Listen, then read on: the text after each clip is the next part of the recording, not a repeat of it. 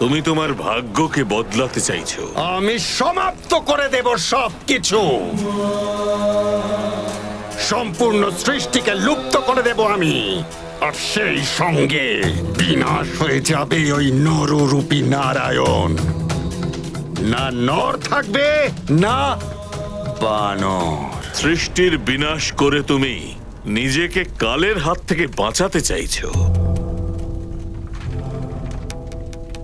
হ্যাঁ দৈত্যগুরু, কাল এই রাবণের কাল হতে পারে না। আর সেই জন্য আপনাকে, রাহুকে, কেতুকে আর অন্য গ্রহদের নিজের নিজের স্থান পরিবর্তন করতে হবে। লঙ্কেশ রাবণ, তুমি চাইলে আমরা তিনজন তো আমাদের দিশা পরিবর্তন করব, কিন্তু অন্য গ্রহদের কি করবে তুমি? সেই গ্রহরাই তৈরি করছে তোমার মৃত্যু যোগ। দশানন, ওই গ্রহগুলো নিজের পথ থেকে সরবে না। সেই গ্রহগুলি অন্য দেবতাদের দ্বারা নিয়ন্ত্রিত হয়, সেই জন্য তারা আপনার কথা মানবে না। মানতে হবে ওদের।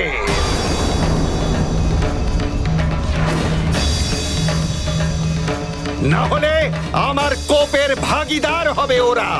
আমার বলের সামনে এক মুহূর্ত টিকতে পারবে না ওরা। আমি এক্ষুনি গিয়ে ওদের স্থানচ্যুত করে দিচ্ছি। দাঁড়াও লঙ্কেশ, যাচ্ছ বটে তুমি, কিন্তু মনে রেখো তোমার সুরক্ষা কবচের রক্ষার ভার তোমার নিজের কাঁধের ওপরে আছে। এই ধরনের রক্ষা কবচ প্রত্যেক দিন তৈরি করা যায় না, সেটা তুমি ভালোভাবেই জানো। সে চিন্তা আপনি করবেন না দৈত্যগুরু। ব্যাস, যা আপনাদের তিনজনকে বলেছি সেই কাজ সম্পূর্ণ করুন। যার মধ্যে আছে ভয়, সেই হচ্ছে অতিভয়। মজরিকা, তুমি আবার এটা কি করছো? লঙ্কেশ্বর রাবণ এই হনুমানকে শেষ করে দিতে চাই, শেষ। আর তুমি একে মহাবলী হতে সাহায্য করছো। অতিবল, তোমার ওই ছোট মাথায় বুদ্ধিও তোমার মতোই অনেক ছোট, বুঝেছো? হনুমানের মস্তিষ্কে শক্তির অহংকারের বীজ রোপণ করছি আমি। আলস্য, ক্রোধ, লোভ, মোহ, মদ আর উদ্দেশ্য, এই 6টা মানসিক বিকার থেকে বিকৃত করতে হবে ওকে। তাহলে ঠিক আছে অতিভয়। একবার যদি ওই মানসিক বিকারের চক্রগের মধ্যে ও ফেসে যায়, তাহলে হনুমান ফেসেই যাবে। এই পিতা আর পুত্রের দুজনেরই মস্তিষ্কে এই মানসিক বিকারের বিষে আমি ভরে দেব। এই মানসিক বিকারই এদের দুজনের বিনাশের পথ দেখাতে সাহায্য করবে। তখন গিয়ে পূরণ হবে সেই উদ্দেশ্য যার জন্য লঙ্কেশ্বর আমাকে পাঠিয়েছে।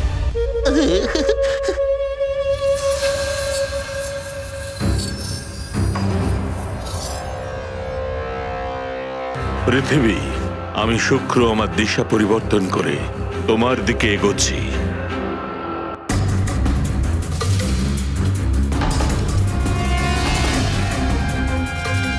কিন্তু আমি আমার রাহু গ্রহ থেকে বাইরে বেরিয়ে এসেছি, এবার তুমিও তোমার কেতু গ্রহ থেকে বাইরে বেরিয়ে এসো। অন্য গ্রহের পথে বাধা সৃষ্টি করব। হ্যাঁ রাহু, তুমি মঙ্গলের পথ আটকাও, আমি বুধের পথ আটকে রাখছি। চলো।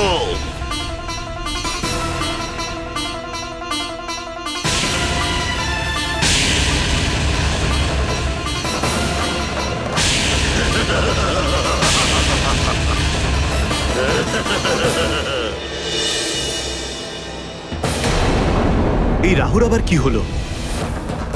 নিজের পথ থেকে সরে আমার এই মঙ্গল গ্রহের দিকে আসছে কেন?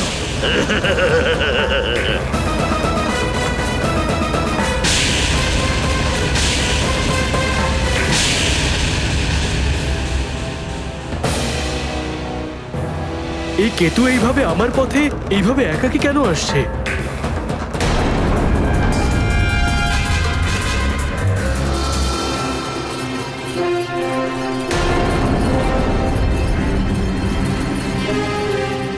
কি হলো অরুণদেব, রথ কেন থামিয়ে দিলেন?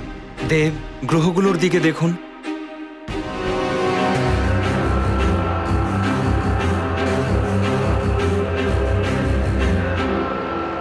গ্রহগুলো তাদের নির্ধারিত পথ থেকে সরে গেল কেন? গ্রহদের পরিবর্তিত স্থান কোনো বড় অনিষ্টের সংকেত দিচ্ছে।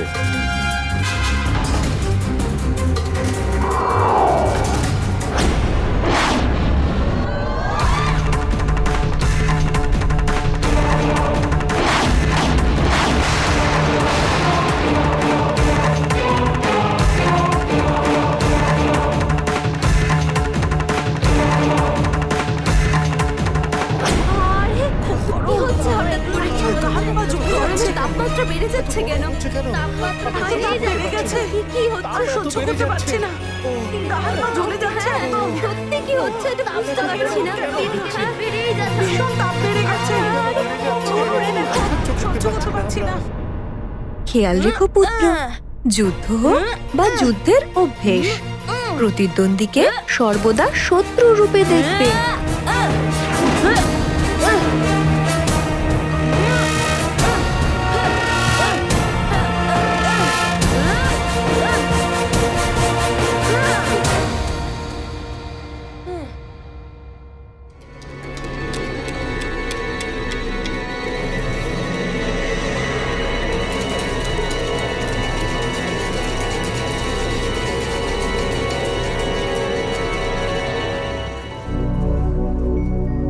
আমার হঠাৎ করে এত ঘাম হচ্ছে কেন? এক্ষুনি তো যুদ্ধ অভ্যাস আরম্ভ করেছিলাম। তাপমাত্রা কি বেড়ে গিয়েছে?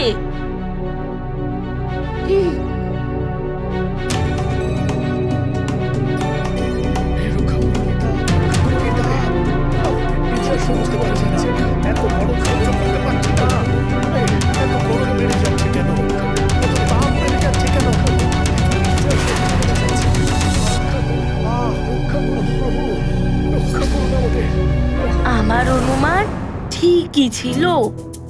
এই তাপ সবাইকে প্রতারিত করছে।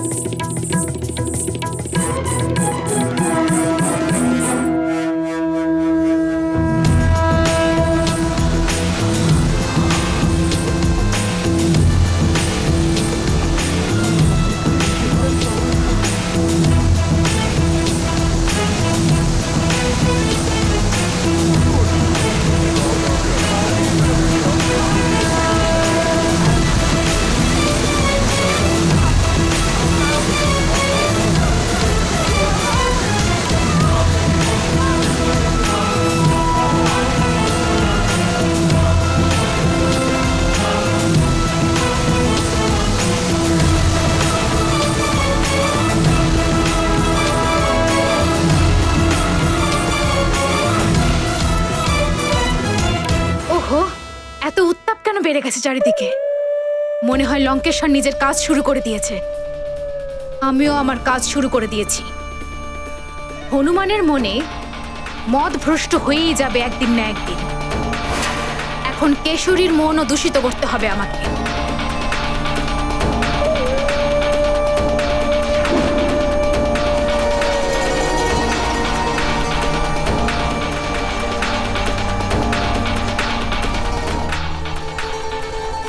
অঞ্জনা,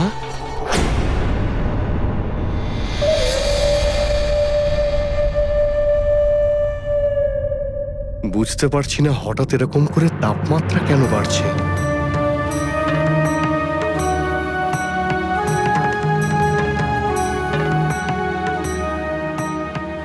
সুমেরুর কি আবার কোনো বিপদ আসছে?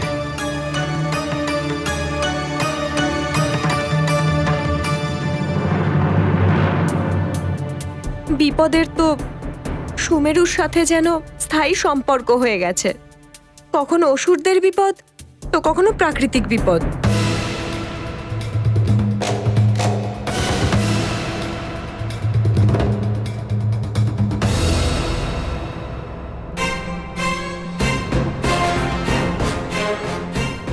মহারাজ। প্রণাম মহারানী। প্রণাম। প্রণাম। এসব কি? উপহার?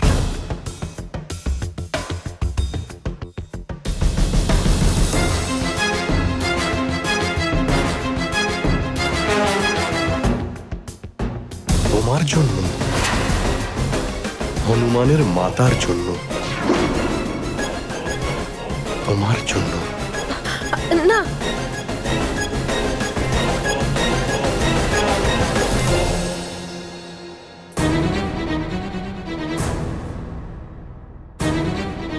এটা বিশেষ করে তোমার জন্যই বানানো হয়েছে, কারণ তুমি সুমেরুকে হনুমানের মতো অসাধারণ এক যুবরাজ দিয়েছ।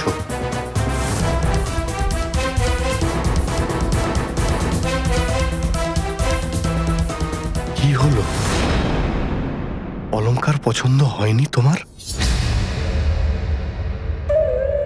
না, অলংকার তো ভালোই, কিন্তু কিন্তু কি? আমি অনেকদিন ধরে তোমাকে উপহার দেওয়ার কথা ভাবছিলাম, কারণ তুমি আমাকে এমন এক বীরপুত্র দিয়েছ যে সবাইয়ের সংকট মোচন করে, সবাইকে রক্ষা করে।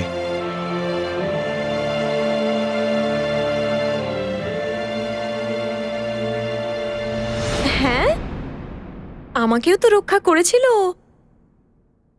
আপনি তো একটা রাক্ষসকে সংহার করেছিলেন, কিন্তু যখন অনেক রাক্ষসেরা ঘিরে ধরেছিল তখন আমার হনুমানই এসেছিল আমাকে বাঁচাতে। হনুমান যদি সেদিন না থাকতো, জানি না আজকে আমি কোথায় থাকতাম। ও কেন তোমায় বাঁচাতো না? আমাদের পুত্র, ও তো আমাদেরই রক্ষা করবে।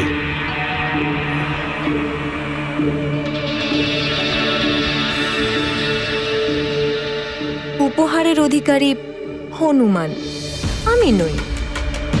আর তাছাড়া হনুমান আপনাকেও তো বাঁচিয়েছিল পঞ্চফানার থেকে। পঞ্চফানা তো আপনাকে নিজের বশে করে নিয়েছিল, হনুমানের জন্যই আপনি মুক্তি পেলেন। আর পঞ্চফানার বিষের ফলে তো আপনার প্রাণ সংকট হয়ে গিয়েছিল, হনুমান আপনাকে বাঁচিয়েছিল। ভাবুন স্বামী, যদি হনুমান না থাকতো তাহলে কি হতো? আমার সিঁথির এই সিঁদুর পরি আপনার নামে ঠিকই, কিন্তু এর রক্ষা হনুমানই করছে।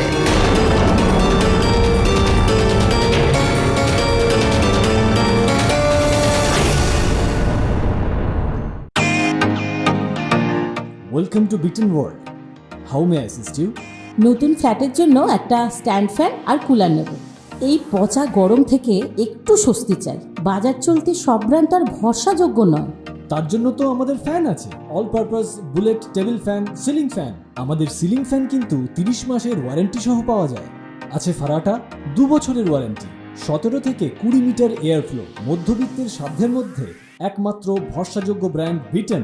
আমাদের কুলারের কিন্তু অনেক range, 45 litres, 50 litres, 70 litres, 90 litres, 110 litres. Honeycomb সহযোগে বিটেনের সব কুলারের ওয়ারেন্টি 1 বছর। চেনা হাওয়ায় অচেনা অনুভূতির জন্য একমাত্র আদর্শ বিটেন। গরমে স্বস্তি পেতে বিটেনের ফ্যান হোক বা কুলার, আজই আনুন বাড়িতে। Beaten, digitally yours.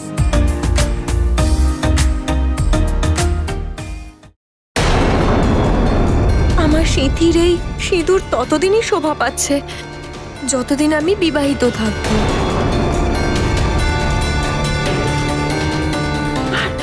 আর যদি হনুমান না থাকতো তাহলে হয়তো আমি অভাগী হতাম, আর এই সমস্ত অলংকার আমি পরতাম কি করে? হ্যাঁ হ্যাঁ, সব হনুমানই তো করেছে। আমাদের তো ওকে নিয়ে গর্ব হওয়া উচিত। কিন্তু স্বামী, আমার তো আপনাকে নিয়ে চিন্তা হচ্ছে। আমাদের রাজ্য সুমেরুকে নিয়ে চিন্তা হচ্ছে। এখানে তো প্রতিদিন সংকট আসছে।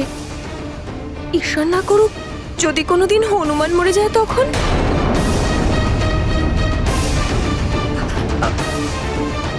আপনি তো রক্ষা করতে পারবেন না। আর যদি কোনো অসুর আপনাকে পরাস্ত করে তখন?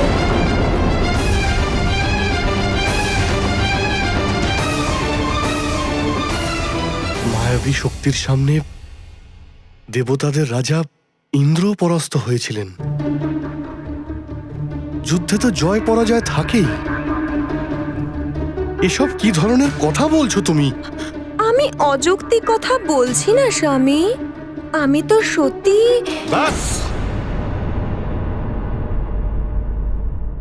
সেবক, আমার গদা নিয়ে এসো।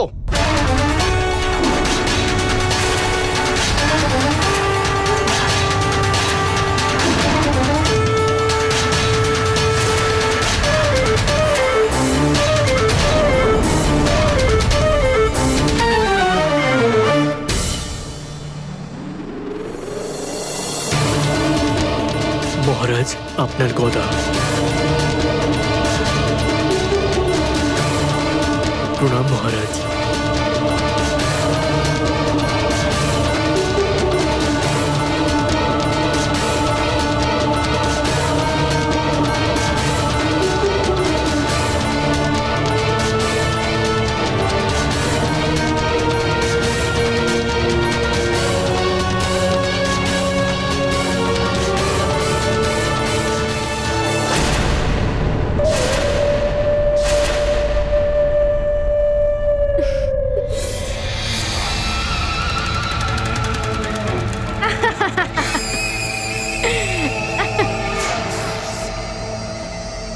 পুরুষের অহংকারে আঘাত আনলে তার মনেও আঘাত লেগে যায়। আমি মানসিক বিকারের বীজ রোপণ করে দিয়েছি কেশরী তোমার মস্তিষ্কে।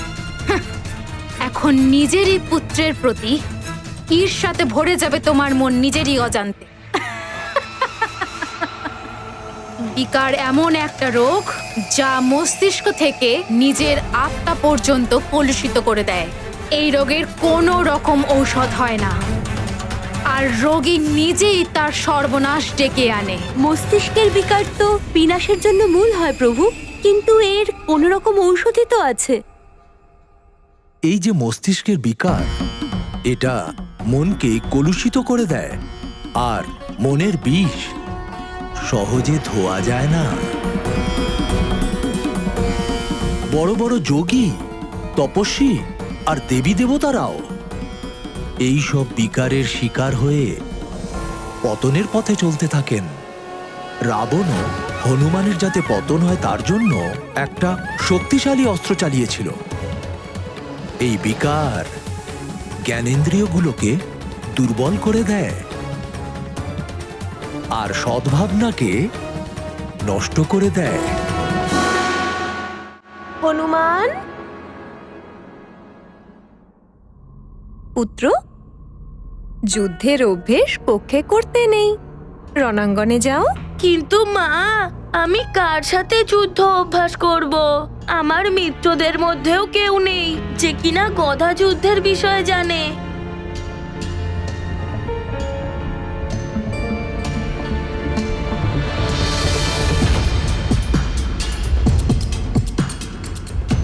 আচ্ছা এটা বলো, যুদ্ধের বিষয়ে কে এমন জানে ভালো যাকে তুমি সংসারে সর্বশ্রেষ্ঠ মনে করো? সর্বশ্রেষ্ঠ ইন্দ্রদেব, ওনার কাছে বজ্রও রয়েছে। ঠিকই বলেছ পুত্র, কিন্তু ইন্দ্রদেব নিজের কাজ ছেড়ে তোমাকে গদার প্রশিক্ষণ দেওয়ার জন্য তো আসতে পারবেন না। সুমেরুতে সর্বশ্রেষ্ঠ কে? পিতা। তাহলে পিতাশ্রী যখন আছেন তোমার কাছে, তাহলে গদার প্রশিক্ষণ নেওয়ার জন্য অন্য কারোর প্রয়োজন কি তোমার? আমি এখনই পিতার কাছে যাচ্ছি। হনুমান, আমি কি বলেছিলাম মনে আছে তো তোমার? হ্যাঁ মা, আমার সব মনে আছে। যুদ্ধ হোক বা যুদ্ধের অভ্যাস, প্রতিদ্বন্দ্বীকে সবসময় শত্রু রূপেই সর্বদা দেখতে হয়।